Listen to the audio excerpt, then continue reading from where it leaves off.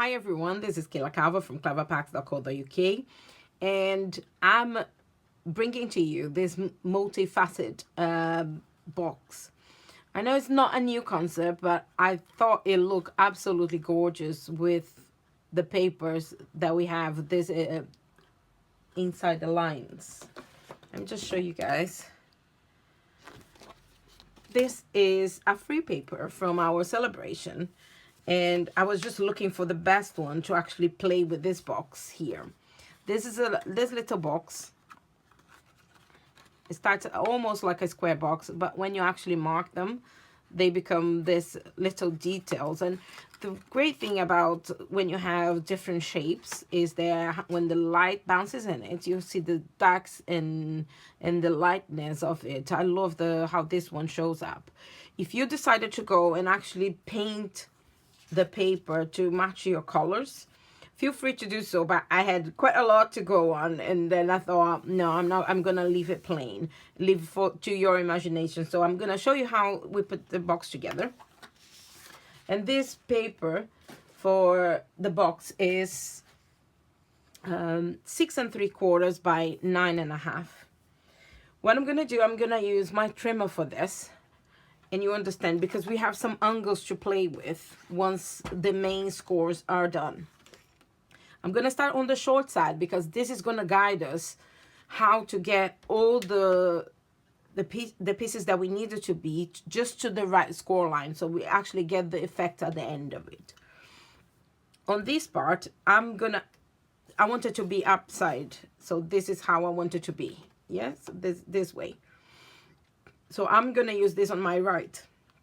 And the first score line that I'm going to put is, let me just put this away, is 1 3/4, which is the bottom of the box. Even though this is a design series paper, it's slightly thicker than the other ones because it would withstand a little bit of watercoloring in it. So this is 1 3/4. Then we're going to slide to 4. Then we're gonna go to 6 1/4, which is the last dash that you see on this without even having to open. But actually gonna need to open because of the other scoring. So now you have a little 1/2 inch and then 2 larger that will look like a square in the future, and a smaller one that is more gonna be rectangles. The first thing that we do is I want to mark the top parts of this box, and then for that you're gonna need to score all the way down to the second line.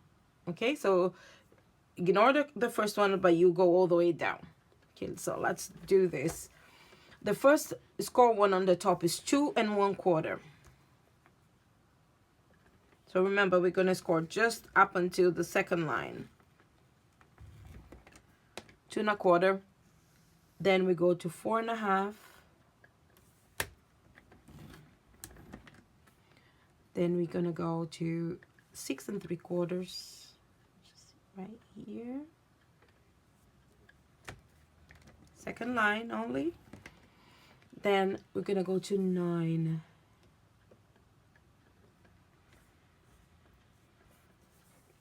On the 9 part, we're gonna go all the way down. Okay, all the way down on the 9 on the top. Now for the bottom part, you just slide back your paper all the way to the beginning again. Okay, to 1 1/8. And now you're gonna score just between from the bottom, the third line of that you scored, down to the end. So you slide it down, get where your bottom line is, and you slide. So now I have a score line here. I'm gonna have to write on this one so you actually see it. 3 and then you slide to 3 3/8. So here we are. Always now just from the last score line down. Then you go to 5 5/8.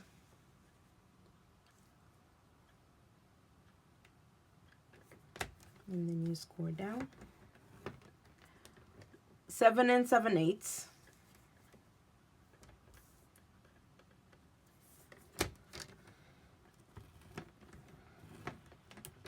And you would need a 9, but 9 we already done before. Okay, so you just don't do anything, you just slide back and forward. So now I'm gonna turn around so you see you have unmatched lines here. And what you need is to actually join these lines. So we're gonna do like this.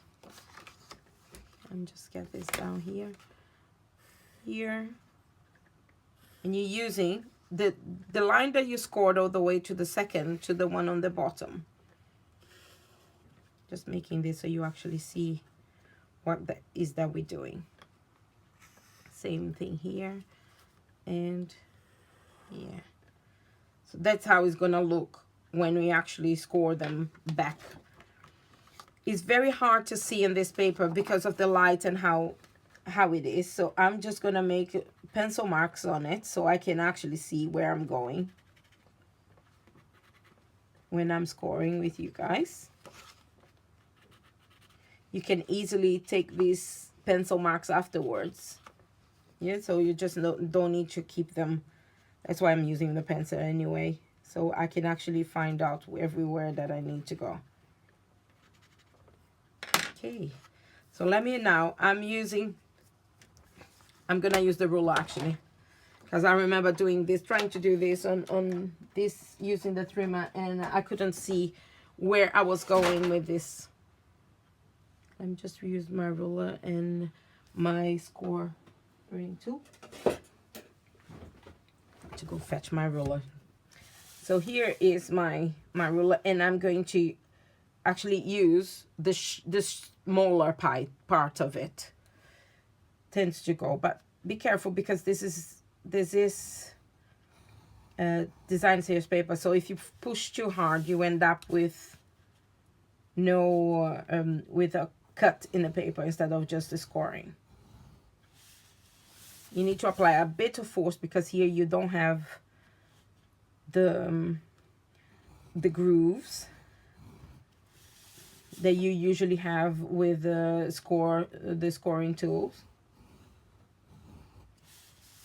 But it's working. It does work. You just need to be slightly more patient to get this done. I'm sure I have done almost everything, so now I need to come this way because I start halfway through. No, Clever, you should start in a point that you know that when you finish you will be done. Let me just get this done here, and then we're gonna start cutting, folding and cutting. Here is my mark.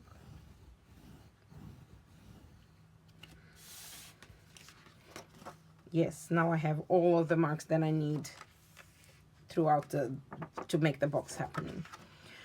So now I need to think what I'm cutting, what I'm eliminating. I'm gonna turn the other way around so you guys can see what I'm gonna cut. I need to keep a little tab here. This I'm gonna eliminate the second one all the way up. So this I eliminated just this top bit.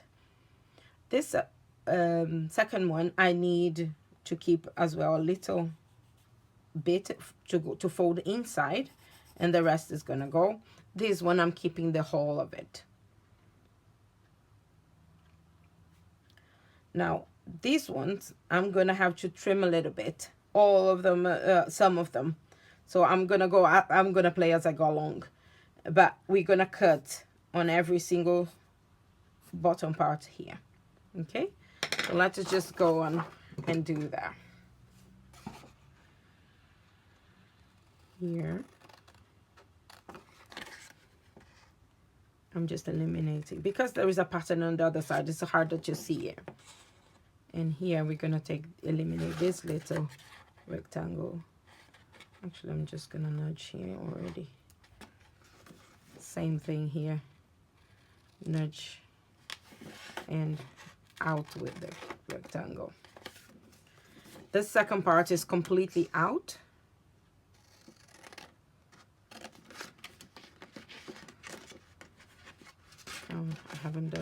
way down. This is in reality the front of the box. This is what you actually gonna close into. And these are the sides, and the last one is the lid. And here we are. So the bottom one is ready, and we needed to cut these areas here. You just cut all the way to the first score line. I do that often. I should have started by actually folding and burnishing the score lines. Let me get this done. It's not a lot that goes on in this one until you get to the center area where we're actually going to fold the diagonal box. I know it's gonna take a little longer to do this. Well worth it. It just looks so pretty. Now we need actually to find all the diagonal lines that we did and go one by one, just almost like a concertine. Just go fold. If you actually done the lines well when you were scoring, it's gonna be pretty easy to do this part. It feels messy now and fiddly, but it's quite a cute box to have at the end. Let me get this out. We have so many things going on at the moment. We have the promotional part of Sale-A-Bration and the joining. If you actually like a discount and would like to join my team, it's such a easy time now to guess, because all the content and all the stamp sets that we actually end up having is you end up earning almost £230 worth of products with £99 joining. So give me a call and I will tell you how you can benefit from that as well. So here we are. I have folded everything, is ready to be put together. The only thing I need now is to put some glue on this little tab here, which will close the sides. And this is, I'm using Fast Fuse. And I'm gonna just use my hands to actually bring, because of all the sides that we have now. It's not, you can't put it just on the table, it won't stop you. So, but let me just get, and this joint will be on the back end of your box. Didn't took the pencil marks, but you can not see it either. Take your time and do that. So now what I need is to get, this is the front of our box, the most front of it is 2. So I want to put these ones first, and this one has a double flap because it is the joint on the corner. And I'm actually going to put just on this very end of it, I'm adding this. Actually going to trim this because I saw this yesterday when you're moving around. Okay, I'm gonna put this one first and actually get this supported by this bottom part, which is the very back of it. We still have only 4 sides on the bottom part of it, just like a normal square box. Now I wanted to put glue on both flaps, so we actually give a little bit of support to it. There we go. I'm all over the place today. Here we go. All right. I'm putting my fingers inside of the box and just holding so it actually stops removing and gives the support when I'm putting together. So now we have the box. And just not do this. There we go. And what we need to do is just to fold this little flap that we have, which is going to go inside. You can either round the corners with a punch, or simply just come here and nudge just a little bit on each of the corners. It will help you just to fit inside. How neat is the little box? Yeah, it's so different as well. If you want to fill with a gift that you bought, or even if you just want to fill with sweets. As you see here, I've used my the Dragonfly detail tin lid die for this one. And I just realized that I have two little untucked bits from my die set. But I couldn't make my mind if I should do his and hers. I want to do his and hers, but I end up just dropping my die now. I use the white, Whisper White, to create the bottom part, and using the flat one, the completely flat. Then I got Elegant Eggplant to go with the hers, but I couldn't make my mind about if I should use Rich Raspberry. So I'm gonna leave this one here. Let me just show you how I did. I used the precision plate actually to cut these ones, because all the details is so much easier if you actually use the precision plate. And I'm using the brush to actually take it out of the set. When you have something with so much detail, and that being difficult sometimes just to clear it out, and you don't want to break it because it's so delicate. So here we are. Just check on that you take it, all of them, and the brush just does the job brilliantly, because in 2 seconds you just take it completely. I have a lot of fluff around here. Let me just take it off. Where should I go? I know the Rich Raspberry will be a bigger contrast and brighter as well.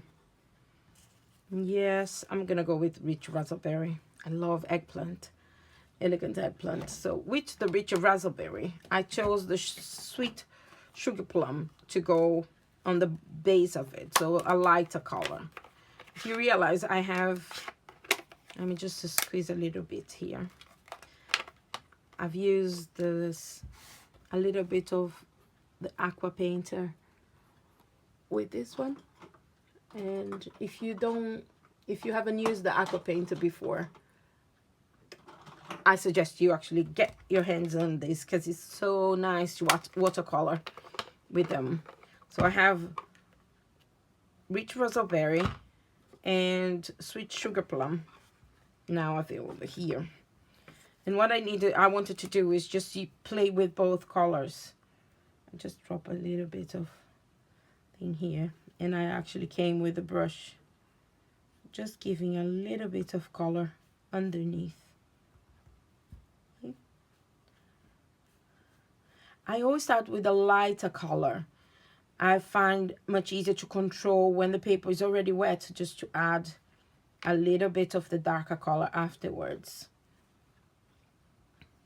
I love the idea. It's been a long time since I was watercoloring, and I found not too long ago a set of pencils that my mom gave me when I was a teenager, and I've been, dragging with me everywhere, and it's still all intact, not used, never used, which is not good. And I vowed to absolutely use a little bit more from now on. So that's all that we needed to do. I wanted to actually use the Wink of Stella just to give a little bit of sheen to this. I'm just gonna wait 1 second before I can actually put this, because now it's quite wet at the moment. But this is the nature of the Wink of Stella as well. Just to give a little bit of sheen to the bottom part. I'm also using the sweet, sorry, I shouldn't have closed, the sugar plum for the stamping. So I'm gonna stamp a heart from the same sweet that I have used early this week, yesterday actually. I've been using quite a lot of this Sealed with Love. Just to celebrate, I'm gonna use these little hearts here, and lots of love. Where I found this, love you lots. This one, this little one. So I got the heart for the Sweet Sugar Plum, and the sentiment is gonna be in Rich Raspberry. And let me get Whisper White, which is what I'm using here. And this one, I'm going to stamp once and then come on the second part, because I just want it to be a very light pastel color. And the Love You Lots is to go on top of it. And then we're going to go full rich raspberry on top of it. Okay. And I'm using the detail label. And just get here and punch. What an easy solution for you to add sentiment to your projects. I'm just put it away. Just realized that I fill my hands now with ink. Grab a piece of tissue before I actually pass this to everything else. And here we are. This is it. We just need it now to compose the lid of our box. Again, just a little sentiment here. You can pick different colors if you want to add more to it, but I just wanted to keep it as simple as possible. Same thing on this. I want to add the more intricate die cut on top of it, of the one that we watercolor, and just give a little bit of a pinch on the wings, so it just give a little bit of dimension. And just put a little bit of glue underneath as well, and get it here.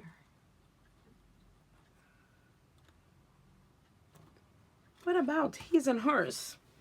Oh, I get a little rhinestone to get here, to put it here. And get my, ooh, it's time to buy another one. I like it. I like when it's time to buy more. It's such a lovely,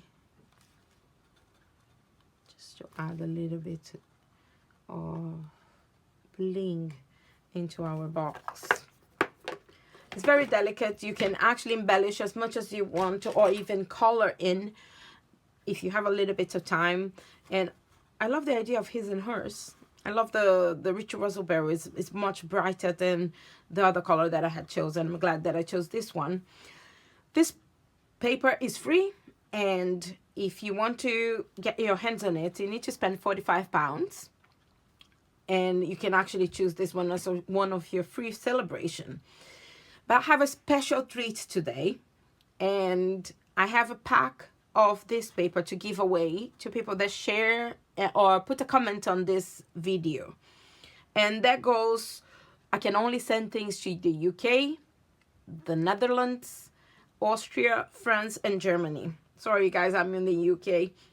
But if you actually do comments from around the world, I can send you a little card to say thank you as well. So I know that I have quite a few people that watches me in Brazil, and for them I would say muito obrigada. And I have also people in America and Australia, and I've seen quite a funny places, like Iran, watching the videos that we posted. And I do really appreciate what you guys do. So everybody that comments on this video will have something from me, and I will pick a name on Sunday when our love week ends, to who is gonna get a free pack of this paper set. Okay, thank you for watching, and happy crafting. Bye.